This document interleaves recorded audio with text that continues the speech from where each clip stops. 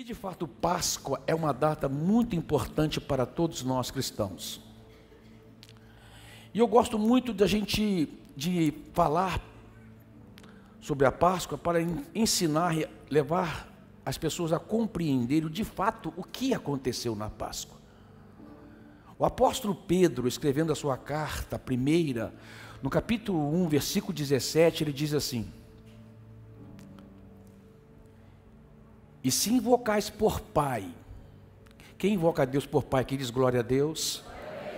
Quem declarou Deus o seu Pai, amém? Amém? Isso aconteceu quando nós entregamos a nossa vida para Jesus Cristo e confessamos Ele como nosso único Salvador.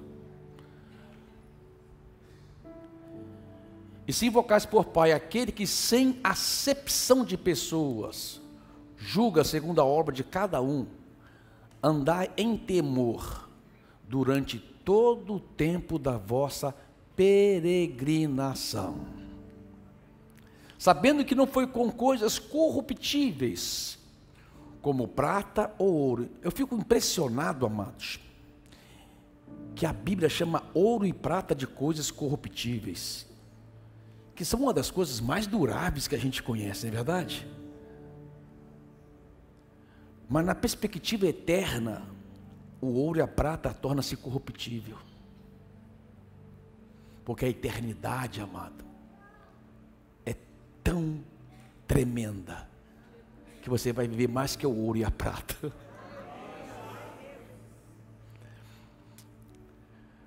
Sabendo que não foi com coisas corruptíveis como ouro e prata que foste resgatado da vossa vã maneira de viver, ou seja, da maneira errada que vocês viviam antes, por causa da tradição que vocês receberam dos seus pais, mas com o precioso sangue de Cristo, como de um cordeiro imaculado, incontaminado, o qual, na verdade, em outro tempo foi conhecido, ainda antes da fundação do mundo, mas manifesto nesses últimos tempos, por amor de vós. Aleluia! O Cordeiro que foi morto antes da fundação do mundo, por amor de nós. Deus, antes de você existir, já tinha providenciado o sacrifício perfeito, sem mancha, sem mácula, incontaminado, para purificar você. Amém? Eu gosto desta perspectiva de Pedro, o apóstolo Pedro, falando sobre esse momento de Jesus lá na cruz. Porque a compreensão deles, de fato, mudou após a ressurreição. Antes de Jesus morrer, na sua última semana, ainda descendo para Jerusalém, para a entrada triunfal naquela cidade, ele chegou para os seus discípulos e disse: importa que o Filho do Homem seja entregue nas mãos dos seus algozes, e aconteça com ele tudo aquilo que foi dito pela boca dos santos profetas. Toda a Bíblia, amado, de Gênesis, todo o Velho Testamento, de Gênesis a Malaquias, apontava para esse momento. Estava dizendo a respeito deste momento. Tudo que foi dito pela boca dos santos profetas acontecerá daqui a uma semana, que é o que nós estamos celebrando hoje. O Filho do Homem será maltratado, o Filho do Homem vai ser zombado, eles baterão nele e depois o crucificarão, mas ao terceiro dia ele ressuscitará. Mas esta mensagem era como se fosse uma coisa incompreensível para eles até a ressurreição. E Pedro, então, agora com esta revelação, sabendo como de fato o que aconteceu naquele dia, ele escreve essa carta. E ele começa dizendo: vocês que tomaram por Deus Pai, vocês que se consideram filhos de Deus, considerem a vossa peregrinação. A primeira coisa que Pedro fala é isso. Páscoa é o entendimento que nós temos, que ao nascer como nova criatura, nós compreendemos que nós não pertencemos mais a este mundo. Nós estamos peregrinos aqui na terra. Você está entendendo? Tornamos-nos peregrinos. Considere a vossa peregrinação e ande em temor. Considere em temor. E ele fala, vocês que têm Deus como Pai, o Pai agora vai conduzir vocês nesta nova jornada. Páscoa é uma nova jornada. Você pode dizer glória a Deus? Quando você entregou sua vida para Deus, confessou Jesus como seu Senhor e Salvador, você começou uma nova jornada. Igual o povo de Israel quando saíram do Egito. A nuvem ia de dia, cobrindo eles e direcionando a eles o caminho, e a coluna de fogo à noite. Era a presença do Pai. Amado, o Pai pega na mão dos seus filhos e fala assim, durante essa peregrinação, eu vou andar com vocês, eu vou cuidar de vocês, eu vou ajudar vocês em todos os momentos, até que vocês entrem na promessa. Você está entendendo? Considere a vossa peregrinação com temor, porque ele resgatou você da vossa vã maneira de viver. Outrora, amado, nós ofendíamos a Deus com os nossos procedimentos. Outrora andávamos diferente da maneira que Deus queria que andássemos. Outrora estávamos em delitos e pecados, mas Deus nos resgatou das trevas e nos transportou para o reino do Filho do seu amor. Cristo nos resgatou do pecado e nos deu nova vida, e nós temos que considerar isso na nossa nova jornada. Ele me resgatou da minha vã maneira de viver e me deu agora uma nova identidade, um novo procedimento. Ele me deu um novo comportamento. Cristo em vós, a esperança da glória. Cristo vivendo dentro de mim e se expressando através de mim. Não é questão de usos e costumes, não é questão de religiosidade, não é questão de uma aparência externa, é algo que acontece dentro de você, é uma obra dentro de você, é Deus habitando dentro de você. Você pode dizer glória a Deus? E eu tenho nessa jornada, eu considero isso, eu ando agora com Cristo, Cristo anda comigo, porque Cristo morreu pelos meus pecados e ressuscitou para me dar esperança de vida eterna, e a vida que vivo agora, vivo na fé no Filho de Deus. É isso que a Bíblia diz. Nova criatura sós, as coisas velhas se passaram, tudo se fez novo. E interessante que a Bíblia, desde Gênesis, vem trazendo uma tipologia. O que é tipologia? É uma ilustração apontando para uma verdade. É um acontecimento que ilustra uma verdade maior. E esse primeiro acontecimento foi lá no livro de Gênesis, depois que o homem pecou. Depois que o homem desobedeceu o mandamento que Deus tinha dado para ele. Deus disse, de toda árvore comerás livremente, mas da árvore do conhecimento do bem e do mal, delas não comerás, porque no dia que delas comeres, certamente morrerás. Era o único mandamento. O homem era livre para comer de toda a árvore do jardim. Apenas uma, ele não podia ter acesso. E ele quebrou esse mandamento. Quando o homem quebrou o mandamento de Deus, ele perdeu o seu estado de inocência e ele percebeu a sua nudez. Porque outrora o homem ia na presença de Deus, o homem tinha comunhão com Deus, sem nada interrompendo, nem roupa. Não havia nem roupa entre Deus e o homem. Era o estado de inocência perfeita. Mas quando o homem peca, ele percebe a sua nudez. O homem vai lá e pega folhas e constrói uma roupa de folhas para ele. Lembra-se que Pedro disse: não foi por ouro e nem pratas que foste comprado, mas pelo precioso sangue de Jesus? Na verdade, o homem sempre vai tentar cobrir a sua nudez com o seu esforço, com a sua própria justiça. Aquilo que você pode fazer, ou seja, aquilo que você pode comprar, não é suficiente para cobrir o seu pecado. A Bíblia diz: sem derramamento de sangue não há remissão de pecados. Depois que Deus mostra para o homem todas as consequências da quebra do mandamento, porque o pecado traz consequências, para que o homem não vivesse debaixo dessas consequências e morresse, Deus vai lá e sacrifica um animal.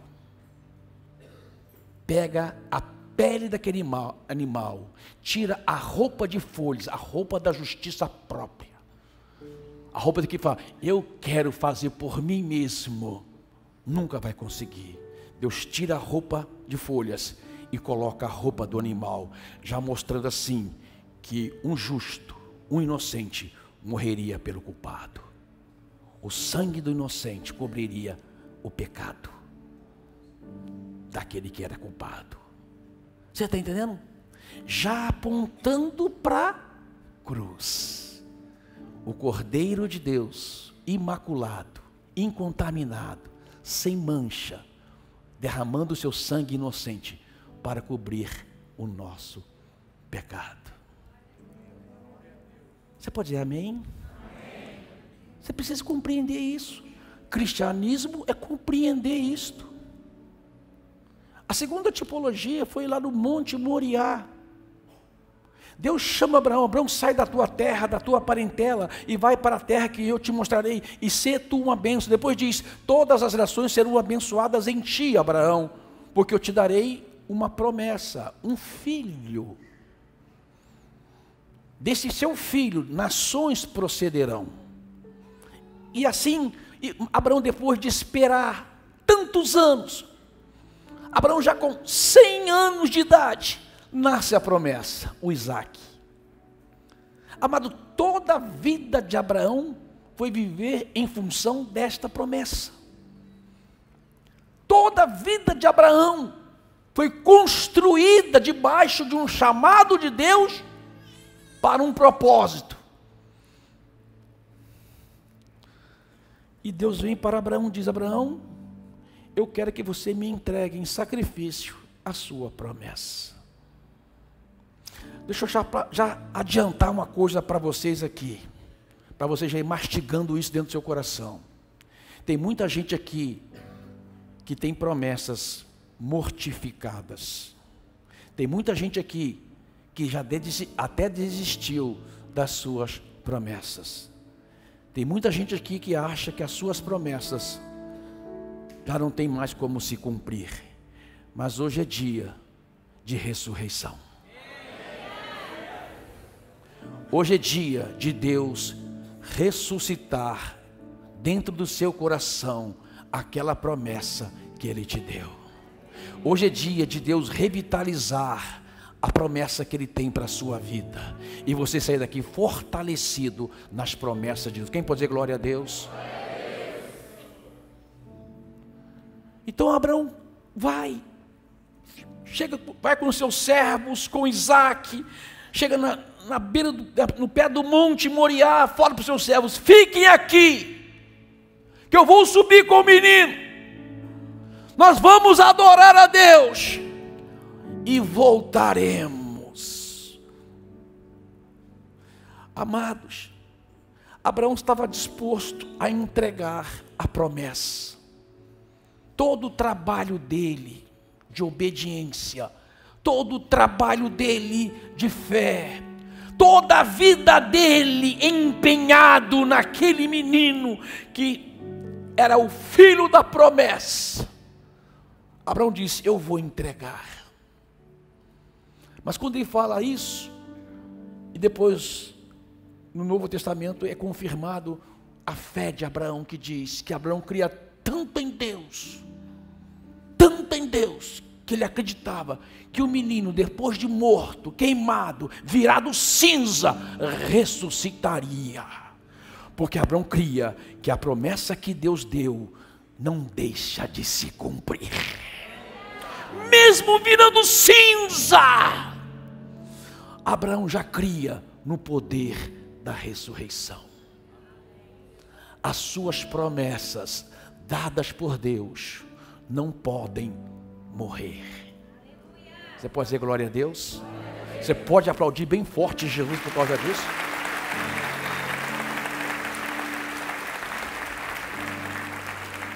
Amado, quando Abraão pega o cutelo para matar o menino, um anjo brada: Abraão, Abraão, agora eu sei que tu obedeces a Deus.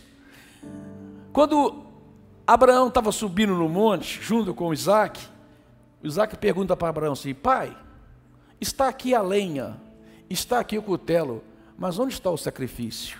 E Abraão fala assim para o menino: o Senhor proverá para si mesmo o sacrifício. Quando Abraão olha para trás, ele vê um carneiro preso no arbustos pelo chifre. Ele fala: Jeová Jireh, Deus proveu para si mesmo o sacrifício. Amado, Deus poupou a morte da promessa de Abraão, mas Jesus precisou morrer na cruz para que a promessa de Deus não morra no seu coração. Deus prometeu, Ele vai cumprir. Ele enviou o seu Filho para morrer na cruz, para que todo aquele que nele crê não pereça, mas tenha a vida eterna.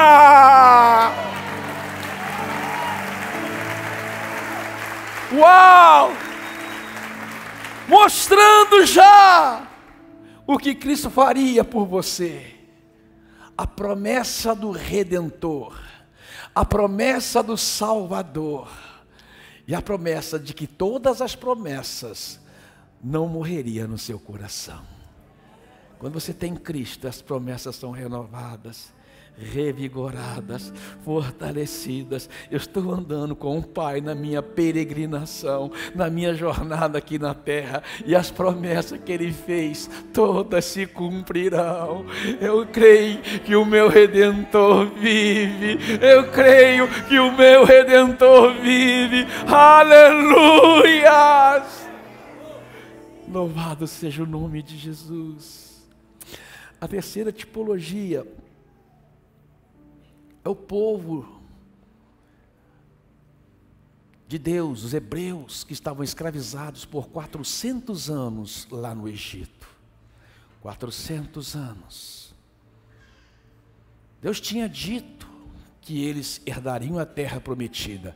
Tem um homem que nós conhecemos muito a história dele, José. Como que José acreditava no poder da ressurreição? José disse assim, quando ele morreu, 400 anos antes de Moisés ser levantado por Deus para resgatar o povo da escravidão do Egito. José disse assim, um dia Deus vos visitará. Quando Ele vos visitar, levem daqui também junto com vocês os meus ossos. Quando o povo saiu do Egito, estava carregando os ossos de José, porque José sabia que um dia o Redentor, que vive e vive eternamente, vai clamar para todos ressuscitarem. Amado, vai chegar o dia, e os ossos de José estão esperando isso, e todos os mortos em Cristo estão esperando isso, que nós todos ressuscitaremos em Cristo Jesus, no poder da ressurreição. Aleluia!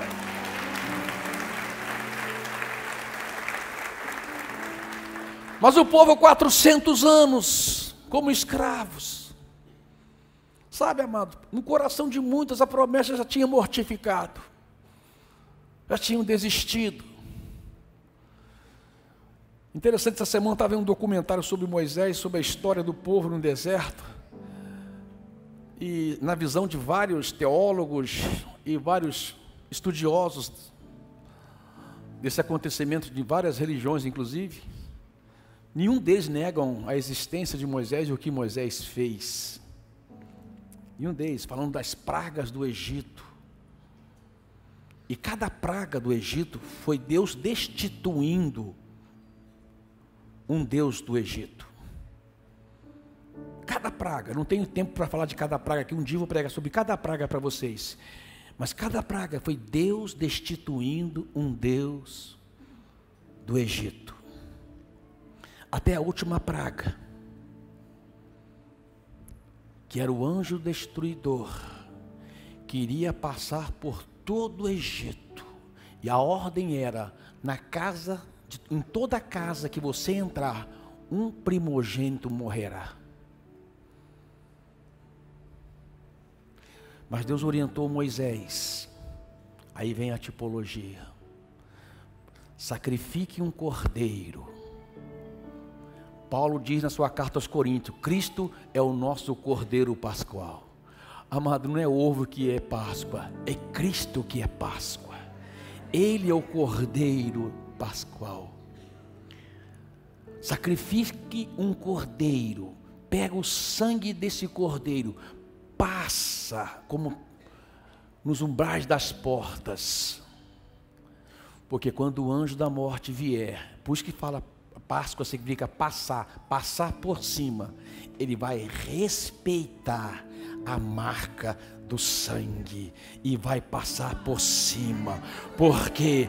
Porque aonde tem a marca do sangue de Jesus, o mal não tem poder, a praga não tem poder, a maldição não tem poder. Que poderoso é o sangue de Jesus! Igreja do Senhor, aprenda a clamar pelo sangue de Jesus. Quase todas as minhas orações é: Senhor, nos cobre debaixo do poder do sangue de Jesus. Quem pedala comigo sabe, todos os dias, antes de pedalar, eu saio para fazer oração com eles e termino a oração: Senhor, nos cobre debaixo do sangue do Cordeiro, para que não haja acidente, para que não haja assalto, para que não haja inconveniente, coberto debaixo do sangue de Jesus. Amados, você precisa entender essa realidade.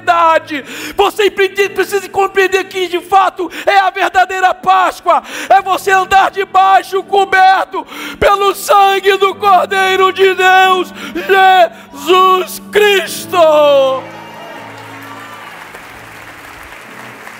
Aleluia, aleluia. Clame por esse poder, porque debaixo do poder do sangue de Jesus, você anda no poder da ressurreição. No poder da ressurreição. Aquele que ressuscitou dentre os mortos. Aquele que tem poder para vencer a morte. Ó morte, onde está a sua vitória? Ó morte, onde está o seu aguilhão? A força da morte é o pecado, o aguilhão é a força da lei, mas Cristo Jesus venceu a morte e cumpriu a lei para nos resgatar da maldição da morte, porque Cristo ressuscitou. Você pode aplaudir Jesus? Que dia extraordinário é hoje.